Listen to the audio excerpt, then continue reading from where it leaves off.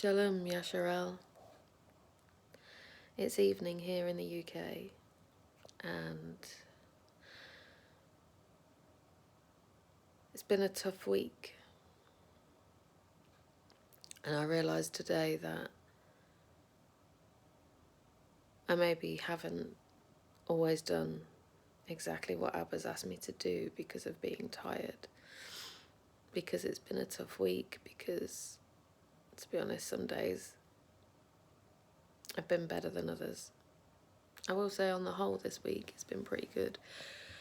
But I am tired, excuse me. I am really tired.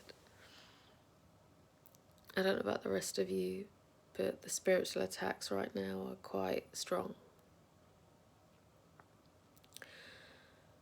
The mental attacks, the mental agility that you have to do to take every thought captive and put it at the footstool.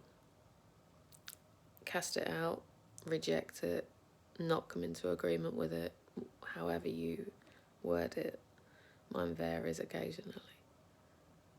But basically rebuking the enemy constantly is tiring, mentally and physically sometimes tiring, because I'm going to tell you a little testimony here. Something I've not really divulged with many people, if any, to be fair, very few. I mentioned in some previous videos that I have moved. I moved house. I'm not actually permanently living anywhere at the minute. But I moved from my hometown 2 months ago tomorrow. And it was one of the hardest things I've ever had to do, because I left everyone behind and felt the need to block them, pretty much all of them. Abba showed me how they were taking advantage. They were taking advantage of me. They were not allowing me to follow Abba in an authentic way. Unfortunately, I'm a people pleaser, or at least I used to be. Not so much anymore. He's taught me that part, at least.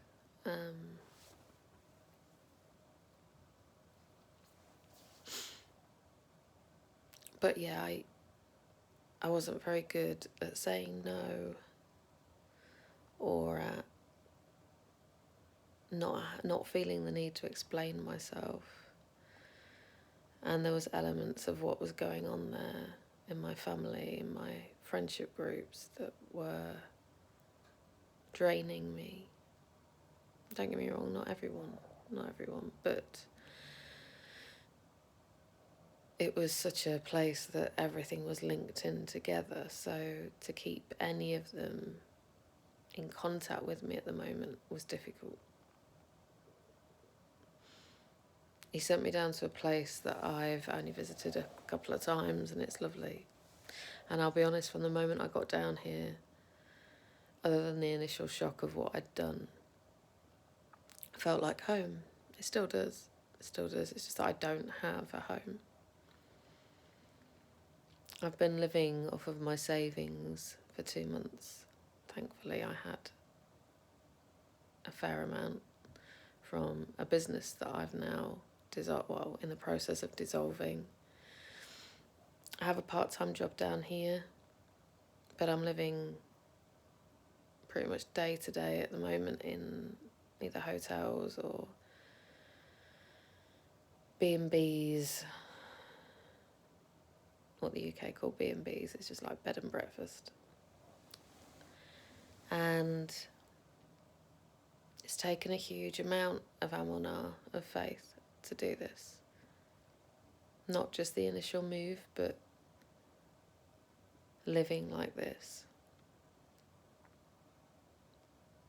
Driving around a lot, finding different places to live, packing up your cases again. And it's unsettling as a human still.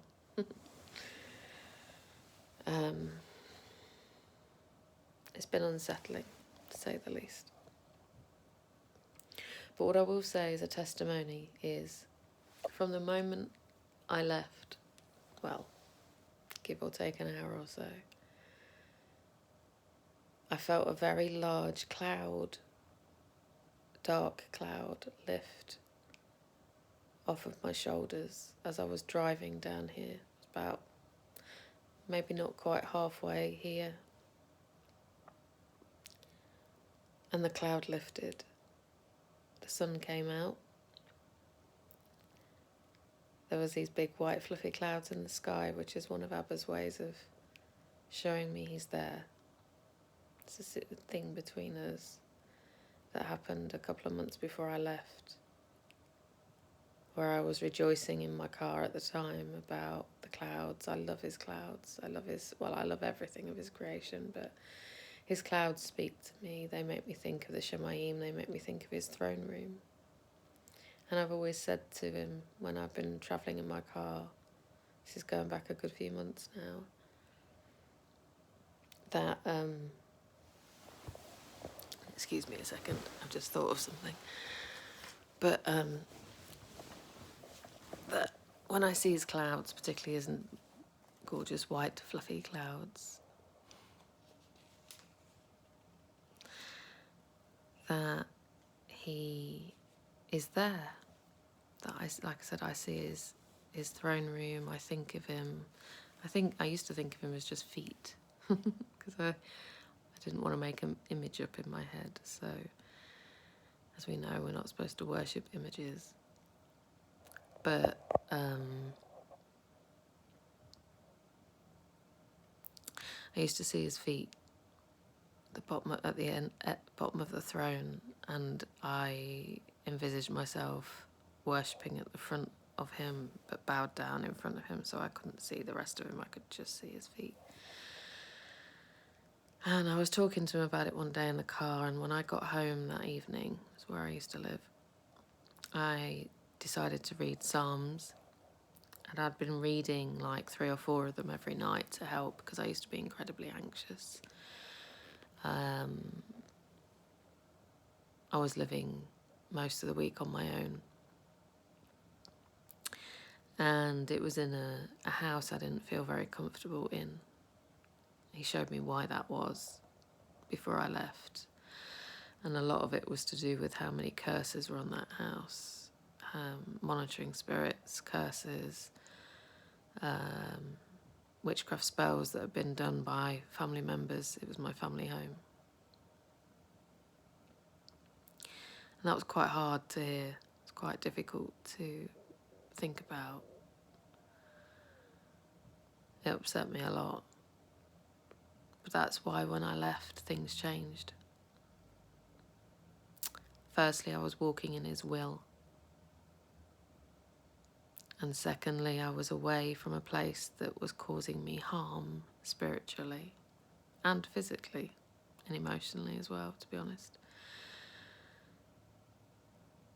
Anyway, going back to what I was saying about the clouds, that particular day when I got back that evening, and this is how Abba works, how intentional he is. I'd already read quite a few Psalms, and I opened the page to where I'd left off the night before, and generally I'd read at least the page full of Psalms, maybe go on to the next page depending on how it finished. And he brought me to Psalm 68. I don't know if any of you have ever read it. It's quite a long one. I'm not going to read the whole thing. But I am going to read a little bit for you now, and maybe you'll understand why it spoke to me. So remember the clouds part. So this is Psalm 68.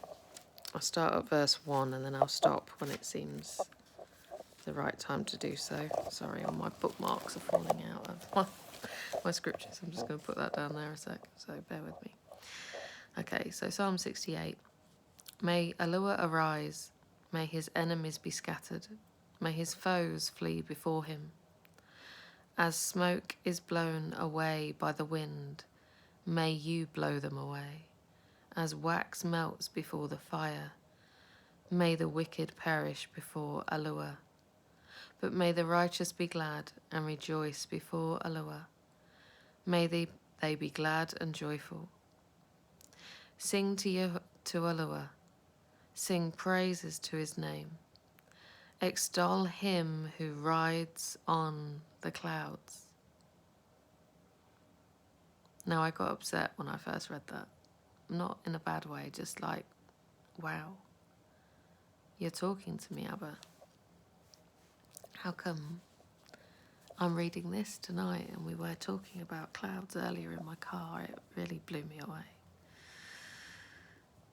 And rejoice before him, a father to the fatherless, a defender of widows, is YaHUaH in his Kodash dwelling. YaHUaH sets the lonely in families. He leads forth the prisoners with singing, but the rebellious live in a sun-scorched land. When you went out before your people, O YaHUaH, when you marched through the wasteland, Salah, the earth shook. The Shemaim poured down rain before YaHUaH, the one of Sinai. Before YaHUaH, the YaHUaH of Yashar'AL, you gave abundant showers, O YaHUaH. You refreshed your weary inheritance. Your people settled in it, and from your bounty, O YaHUaH, you provided for the poor. That was verse 10.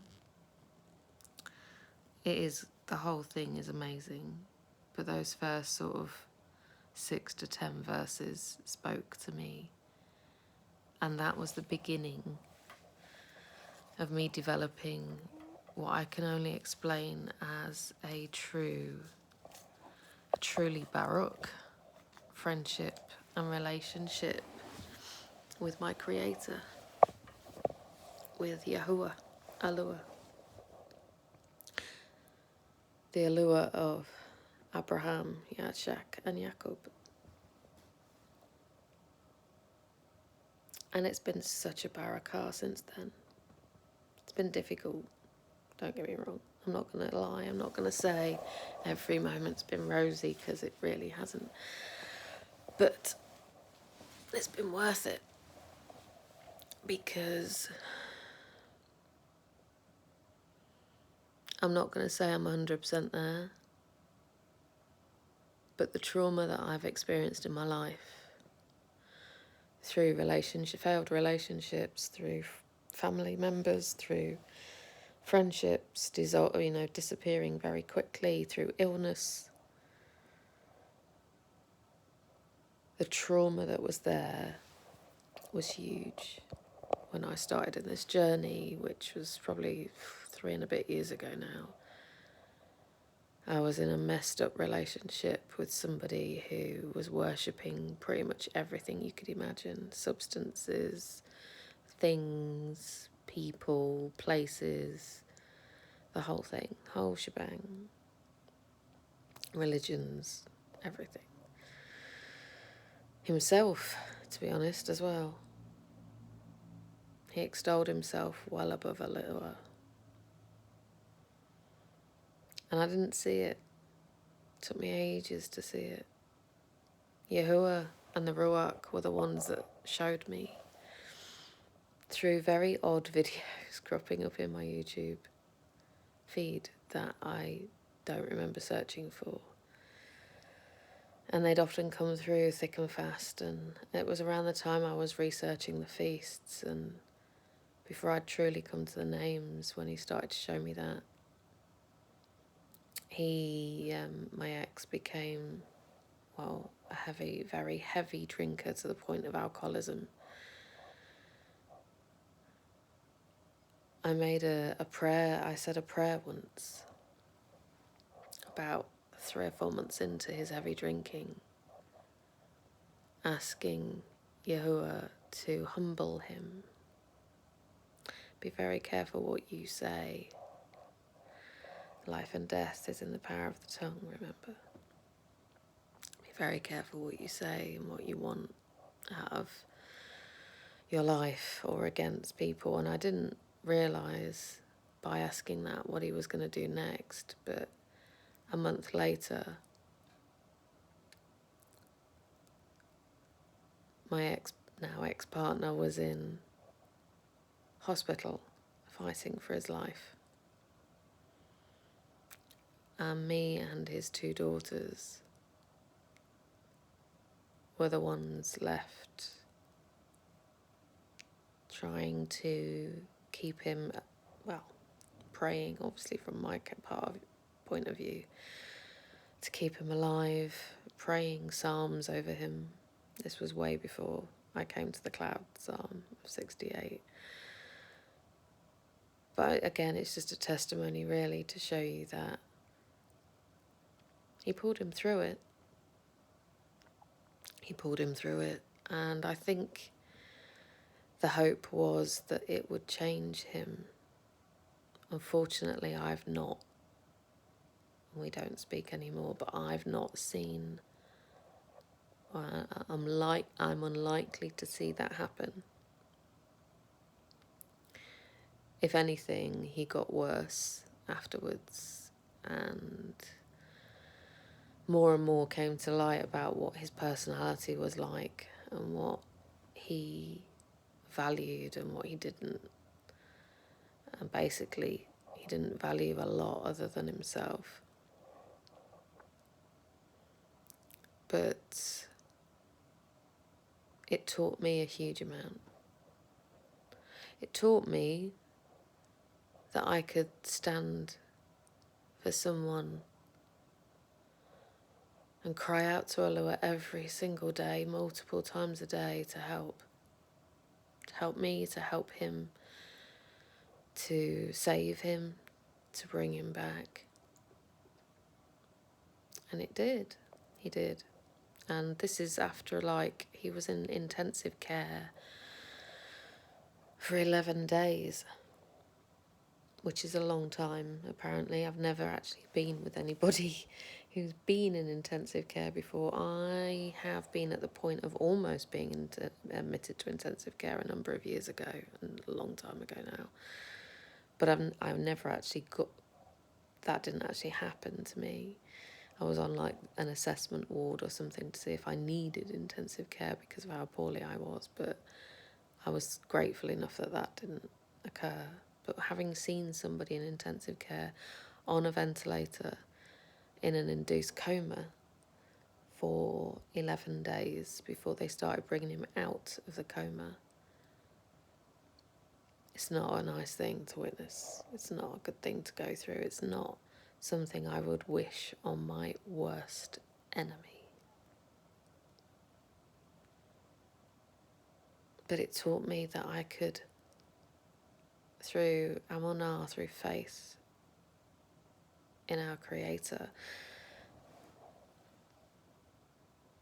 I could endure. And that was one of my first trials. So, one of my first trials and tribulations. Fast forward from that point, about another 9 or 10 months. And as I said, my ex didn't get any better. He got worse. And by that point, 9 or 10 months later, I was trying to be a lot stronger in my faith. I was trying to be a lot stronger in the walk. But he didn't like it. And he was hindering me big time in my walk. There were times when I didn't even feel able to sit in my own lounge and open my scriptures and just read. I'd get the side eye, I'd get the tuts, I'd get the whinges, I'd get the moans that I wasn't doing things for him. And there was a few other things that happened that made me, that I think the YaHUaH showed me, that made me realise I shouldn't be there anymore. That I had to leave. And yes, there are those scriptures that say, as a wife, if you are with somebody, they can become a believer through your faith. But I'm here to tell you now, and he's shown me this since, that's only if they are truly okay with your walk. Even if they're not a true believer at that point, if they're not ridiculing you, if they're more than happy to, to let you carry on with that walk and not hinder it and not cause you shame or embarrassment or pain, emotional pain from carrying on doing that, then yes, you probably will be able to help them. But that wasn't my experience. And I had a lot of people rebuke me for leaving, tell me how I should have stayed because I could have saved him. Firstly, we as individuals, human beings, cannot save anyone without Allah's help.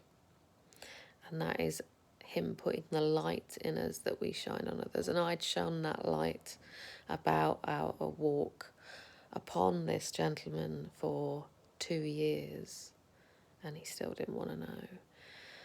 So anybody that tries to rebuke me for that, feel free. But I know where I stand on scripture, and that doesn't matter what you might think or not think about that. So I left. I left in December of last year, of the Gregorian calendar, weirdly, and I didn't know this until about 2 weeks later when I realised, because I was a little preoccupied with sorting out a new place to live, etc. at the time. I left on the 7th of December, which was exactly 7 years to the day I moved in. Now, those of you that know scriptural numbers know that 7 being the Shabbat day, day 7, is also the number of completion. Now, Abba speaks to me in lots of ways these days compared to back then. So I thought it was pretty cool, freaky, whatever you want to call it, that it happened like that. I knew it was his will that I left on that day because I wanted to leave sooner.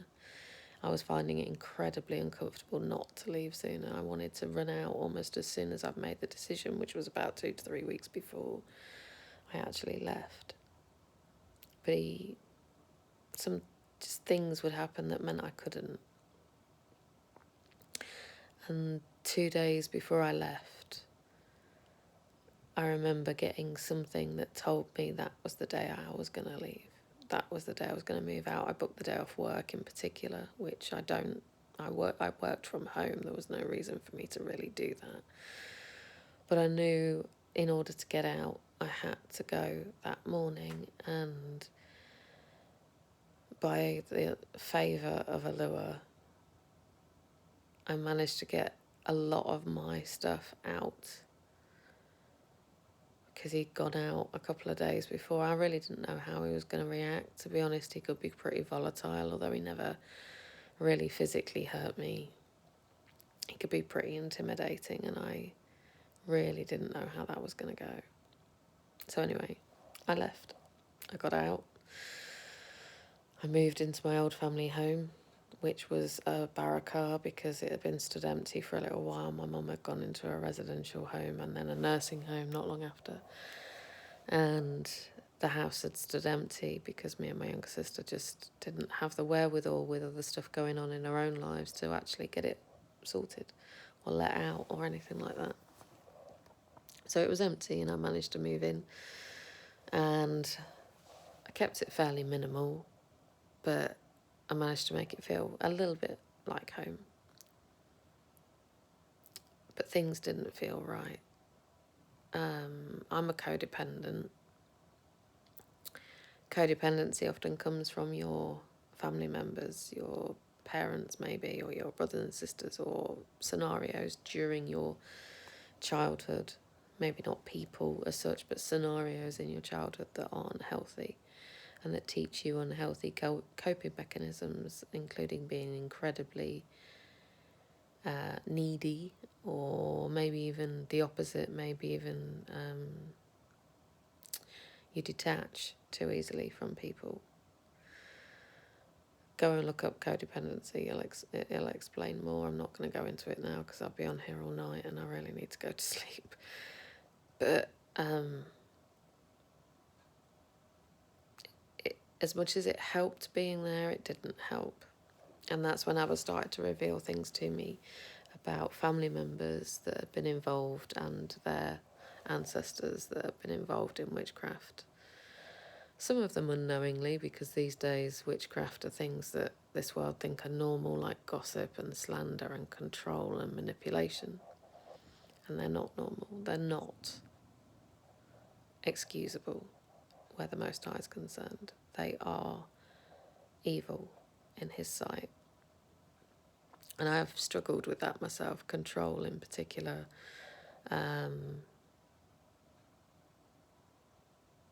Control, dependency, people pleasing, things like that. He has pretty much... Oh, anxiety was the other thing. Anxiety and fear, sorry, were the other things I was going to add in. In the last, I'm going to say 6 months, maybe a bit longer, and particularly the last 2 months since moving away from that house, he has delivered me from the majority of that. I'm not saying I'm perfect. Had a really bad day the other day, just purely because the enemy's attacks were getting stronger. I have had a lot to deal with over the years. Sometimes my body still feels like it's coming down from a lot of that adrenaline, that living on high alert. And I'm still living on it a little bit because, like I said, I don't have anywhere to live yet permanently, and I'm moving fairly constantly at the minute. Every couple of days or so I'm having to move hotel or guest house or wherever it is I'm going. But he's keeping me, and the majority of the time, the Shalom and the Shamakah, the joy and the complete peace that I feel, even when, bearing in mind the stories I've just recounted to you, I have no reason to feel like that. You know, the scripture that says, the Shalom that is beyond all understanding. Never really understood that until just recently. And it is amazing. It's so amazing. So, so amazing. It is. And the joy as well. He's taught me how to be a child again. In fact, there's another testimony there's a few that I'm going to give, I think, over the next few days and weeks that will hopefully Barak you all. But he's taught me how to be a child again. And I lost my childhood because of codependency and my upbringing. I didn't really have a childhood. I had to grow up very, very fast. And he's taught me that it's okay to have fun occasionally. It's okay to look at things in wonderment as an adult. You know, looking up at the clouds still blows me away. How did he create them? How do they sit like that? Why do they look like that? How come when I'm having a bad day, I guarantee I'll find a big fluffy white cloud in the darkest and greyest of skies? Because he's walking with me, that's how. Or rather, I'm walking with him. And since walking in alignment with him, walking in true amunah with him, doing what he's asked me to do on certain occasions that I would never have thought I'd ever do. Ever do. Never have the guts to do, or the courage to do, or whatever you want to call it. I found strength through him, and joy through him, and shalom through him to do it. And every time I do that, he shows me a little bit of a Barukah. It may not be a lot, may not be anything tangible, may only be where I feel a release of something that I needed delivering from. And wow, it's amazing the feeling you get. And YaShar'AL, this is why I've preached in a few other videos, never disobey him. And I'm not just talking about his commandments, I'm not just talking about keeping feast days and the law, the Torah, and all of that. I'm talking about when you have a personal relationship with Abba, and when you listen for his voice, and when you look for his signs and wonders. And with me, that can be lots of different ways, and I'm learning more and more every day, so I'm not going to recount them right now, but I'll tell you about them one day. It blows my mind. It can sometimes be pretty overwhelming, but when he talks to you, and when he asks you to do something specific, yeah, okay, he gives us favour, or GRACE, to complete that task. But don't take the mickey out of him.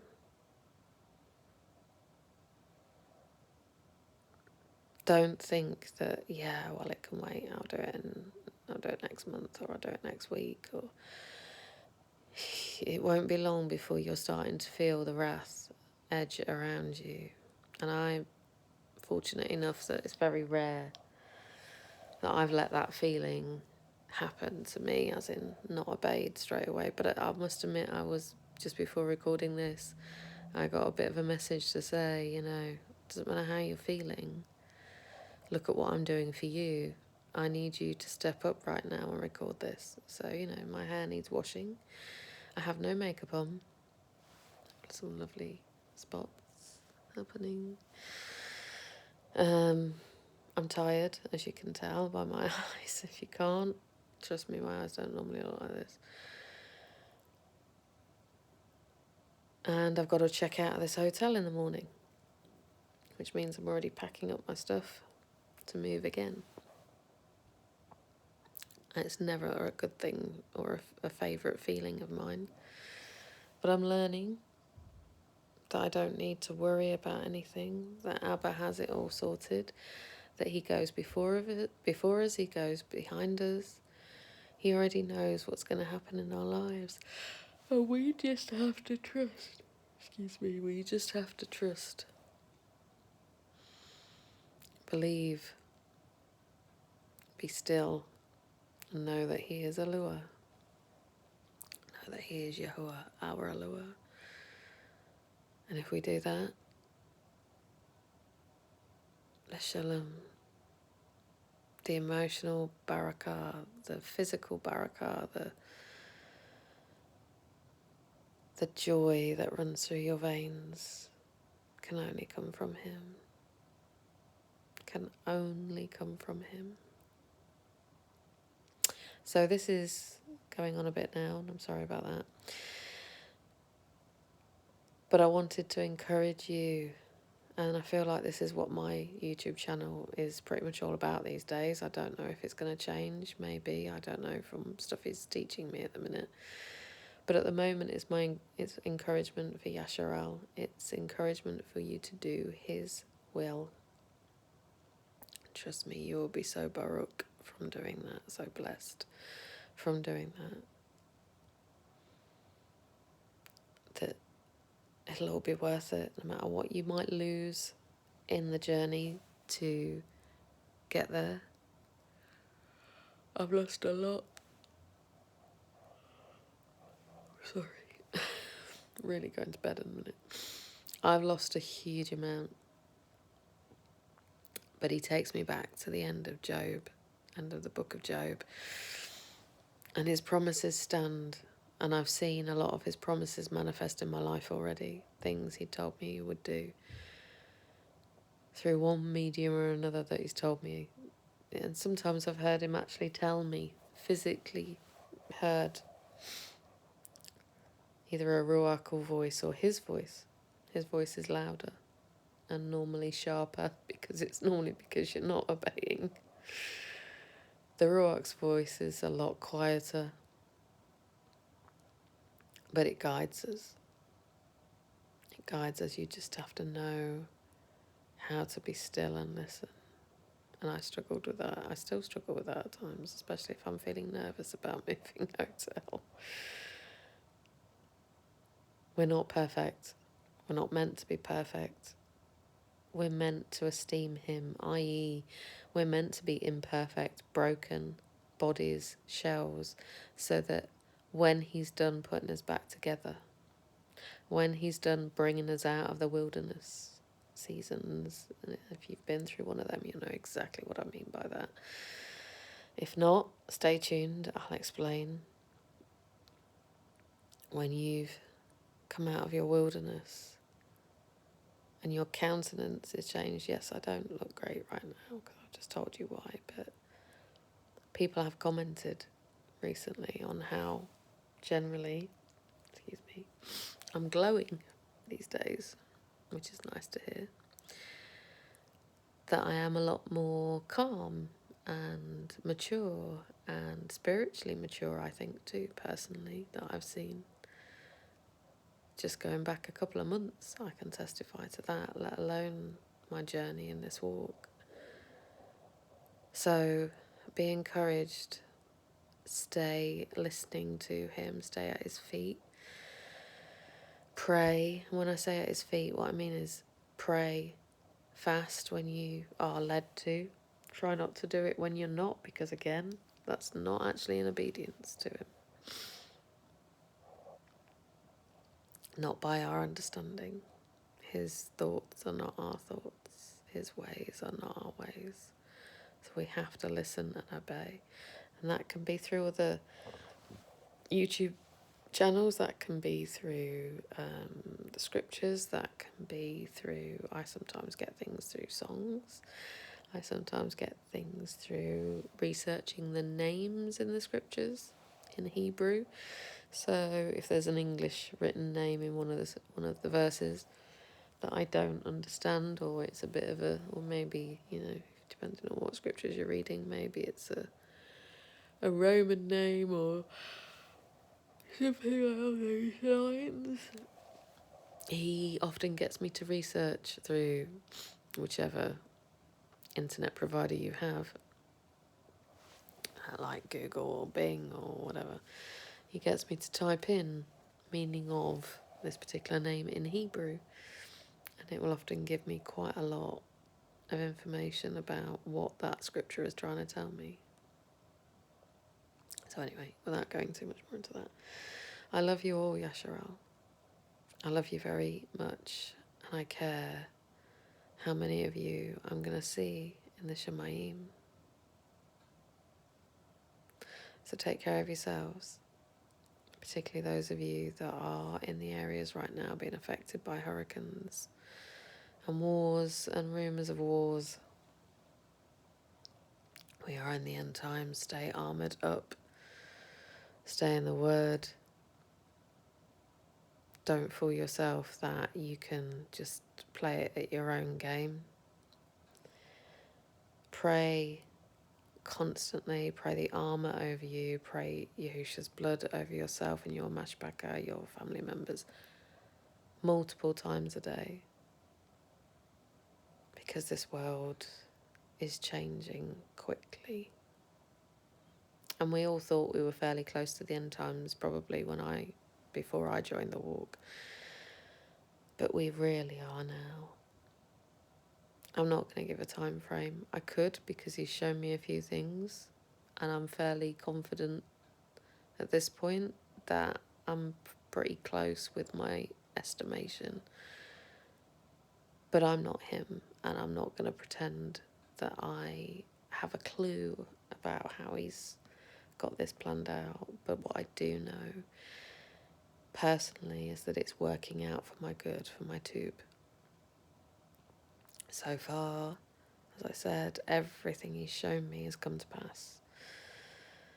bar a couple of things that I'm under the impression aren't far off. He will release you from bondage. He will deliver you. He will redeem you. And he will love you if you just obey. If you just obey. That's all you have to do. As long as you believe it, that YaHUaH came down to take away our transgressions and he died and rose again 3 days later, that will get you saved. Obedience will get you Barukah. And I'm not just talking financial when I say that. Anyway, Shalum Yashar'AL. I love you all. Take care. Speak soon.